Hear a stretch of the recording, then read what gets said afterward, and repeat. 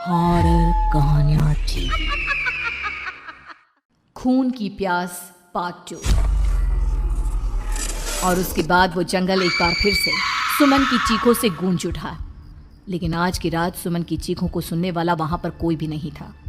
अगर वहां पर कोई मौजूद था तो बस हरिया, जो कि अब एक भेड़िए में बदल चुका था। सुमन के बालों को पकड़कर घसीटते हुए वो जंगल के बीचों बीच एक जगह पर ले जा रहा था।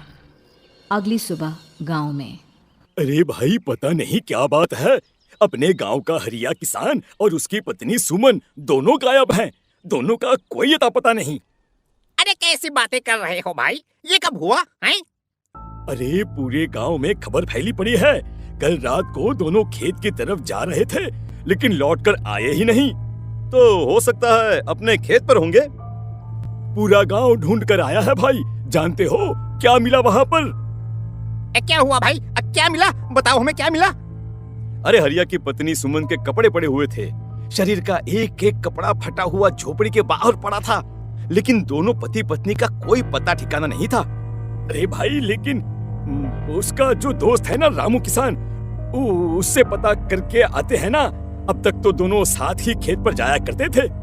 हाँ, हमें उसके घर जाना चाहिए भाई। चलो चलो वहाँ चलते हैं, चलो। वो सारे लोग रामू के घर पर पहुंचते हैं। रामू अपने घर के बाहर बैठकर हुक्का पी रहा था। आज सारे के सारे लोग टोली बनाकर मेरे घर क्यों आ रहे हैं? क्या कोई मर गया क्या भाई?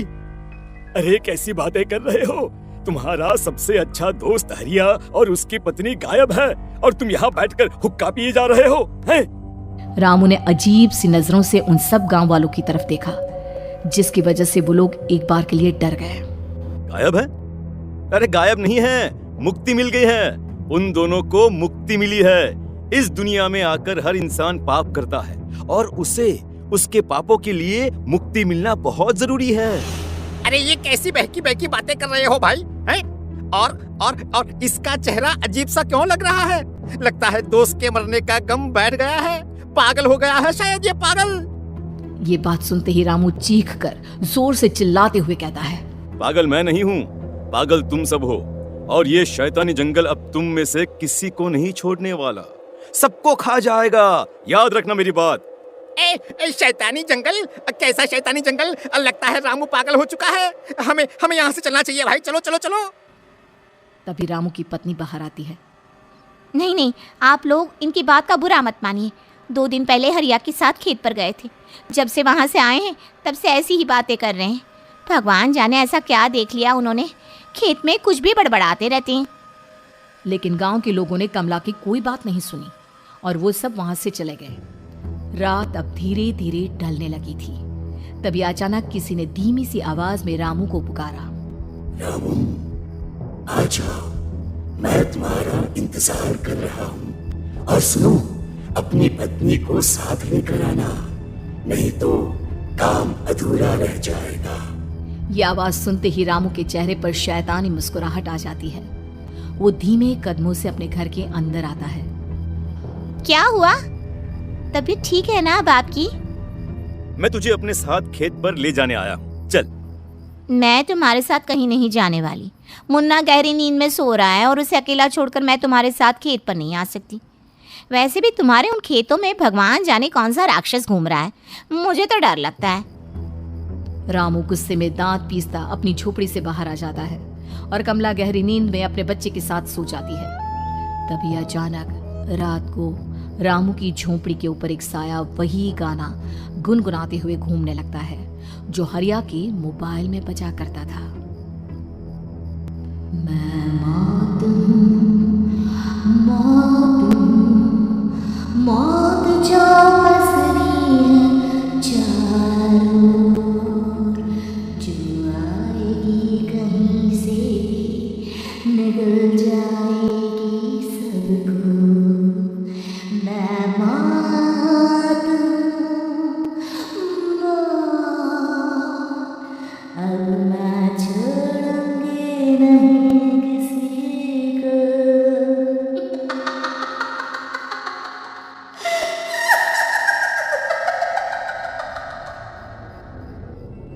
ये आवाज सुनकर रामू की पत्नी कमला की आंख खुलती है, और वो देखती है कि उसका मुन्ना अपनी जगह से गायब था। कमला चीखते हुए बाहर दौड़ कर आती है। वहां पर उसने देखा कि रामू ने अपने बच्चे को झोपड़ी के बाहर एक पेड़ से उल्टा लटकाया हुआ था और उसका बच्चा चीख चीख कर रो रहा था। वहीं दूसरी तरफ एक साया बच्चे के ठीक नीचे आग जलाकर उसके चारों तरफ हैवानों की तरफ नाच रहा था।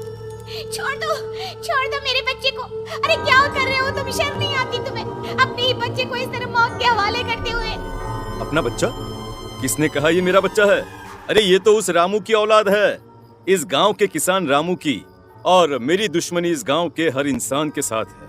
क्या कैसी बात कर रहे हो तुम? और ये औरत कौन है? ये मेरे बच्चे को खा जाएगी। तभी अचानक से उस साया ने एक बेहद खतरनाक दिखने वाली औरत का रूप ले लिया और उसकी आंखों से आग निकल रही थी। सही पहचाना तूने, मैं तेरे बच्चे को खा जाऊंगी। अगर तू अपनी इस हैवान पति रामू के साथ जंगल नहीं आई तो मैं तेरे बच्चे को खा जाऊंगी। लेकिन क्यों? आखिर क्या चाहती हो तुम मुझसे? मुझे जंगल क्यों ले जाना चाहती हो? औरत बुरी तरह से ठहाके मार मार कर जोर जोर से हंसने लगी और साथ में रामू भी। ये तो तुझे वहाँ चलने के बाद ही पता चलेगा ना। अगर तू नहीं आई तो थोड़ी देर में तेरा ये बच्चा आग में जलकर मर जाएगा। चल जल्दी।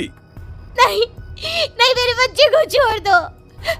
तुम जहाँ कहोगे मैं तुम्हारे साथ चलने के लिए तैयार हूँ। और उसके बाद उस बच्चे को झोपड़ी में लिटाकर आगे आगे वो साया चल रहा था और उसके पीछे पीछे रामू अपनी पत्नी के बाल पकड़कर उसे घसीटते हुए जंगल की तरफ ले गया। जंगल में जाने के बाद कितनी खूबसूरत हो तुम। आज की रात बस तुम और मैं एक दूसरे के साथ रहेंगे। मुझे तुमसे बहुत डर लग रहा है। तुम्हें क्या हो गया है? तुम तो बिल्कुल ठीक थे। वो होगा जो हमारे बीच होना चाहिए। तो आओ अपने आप को मेरे हवाले कर दो। कमला ने डर की वजह से अपनी दोनों आंखें कसकर बंद कर ली थी। रामू ने बुरी तरह से चीख कर कमला से कहा, आंखें खोलो अपनी और मेरी तरफ देखो। कमला ने जैसे ही अपनी आंखें खोली उसने देखा कि रामू एक खतरनाक खूनी हैवान में बदल चुका था। कौन हो तुम? जाने दो मुझे। क्या चाहते हो मुझसे? वही जो एक आदमी एक औरत से चाहता है। मैं तुम्हारा पति रामू नहीं बल्कि इस जंगल का एक भेड़िया हूँ, और आज की रात तुम्हारे खून से अपनी प्यास बुझा जाऊं। और उसके बाद वो जंगल कमला की दर्दनाक चीखों से गूंज उठा। अगली सुबह कमला के कपड़े भी जंगल में उसी तरह पाए गए जैसे कि सुमन के पाए गए थे। इस घटना के बाद पूरे गांव में दहशत का माहौल था। अपने माँ बाप की मौत और गांव में हो रहे इस तरह की घटनाओं की खबर सुनकर किशन शहर से गांव लौट आया था। अपने माँ बाप की बेदर्द मौत की वजह से वो बहुत परेशान था। तभी अचानक उसे अपने घर में खाट के नीचे पड़ा हुआ वो मोबाइल फोन मिला जो उसने अपने पापा हरिया को गिफ्ट किया था। अरे कितने प्यार से पापा के लिए मोबाइल फोन लेकर आया था। इसे एक दिन भी काम में नहीं ले पाए।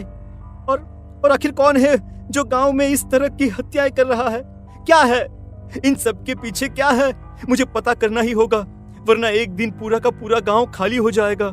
इस गांव में एक भी जिंदा इंसान नहीं बचेगा। गांव के लोगों की मदद करने के इरादे से किशन अपने गांव से दूर एक दूसरे गांव में बहुत बड़े तांत्रिक के पास मिलने के लिए गया।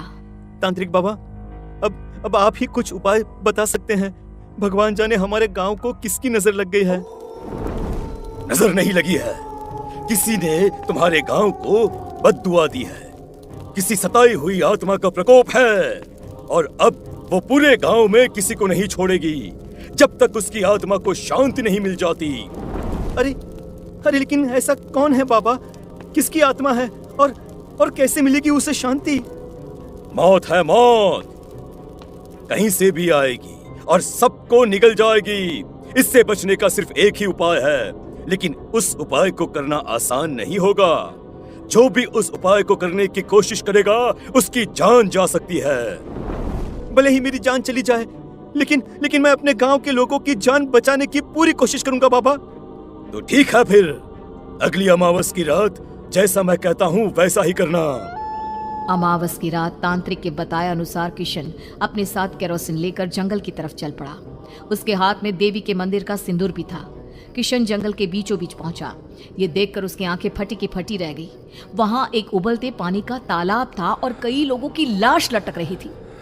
किशन के माँ बाप की लाश भी वहीं थी। माँ, बापू, क्या हो गया? ये क्या हो गया? तभी वहां पर एक औरत और आदमी आते हैं। उन्हें देखकर किशन चौंक जाता है। गोपाल काका, आपकी तो 5 साल पहले मौत हो गई थी। और निर्मला काकी, आप? हाँ, मौत तो हो गई थी, लेकिन तुम ये नहीं जानते कि हमारी मौत कैसे हुई थी। क्या कहना चाहते हैं आप? कुछ नहीं, बस ये जान लो कि अब इस गांव में कोई जिंदा नहीं बचेगा। लेकिन क्यों काकी? क्योंकि 5 साल पहले इन गांव वालों ने मुझे डायन बताकर पत्थर मार मार के मार डाला। मेरी कोई गलती नहीं थी। गांव का एक बच्चा क्या लापता हुआ, सारा इल्जाम मेरी पत्नी पे डाल दिया। और जब मैंने निर्मला की जान बचाने की कोशिश की तो मुझे भी मार डाला। आपके साथ ये बहुत गलत हुआ काकी, लेकिन आप जो कर रहे हैं वो भी सही नहीं है ना? तुम यहाँ से चले जाओ वरना तुम भी नहीं बचोगे। हमारी आत्मा पिछले 5 साल से मुक्ति के लिए भटक रही है। चले जाओ यहाँ से।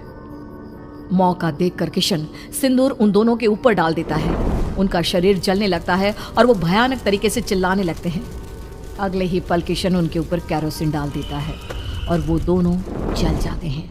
किशन अपने माँ बाप और दूसरी लाशों का अंतिम संस्कार करवाता है और अपने घर लौट आता है। लेकिन वो अभी भी इस बात से अनजान है कि मोबाइल अभी भी बज रहा था। मैं मौत हूँ।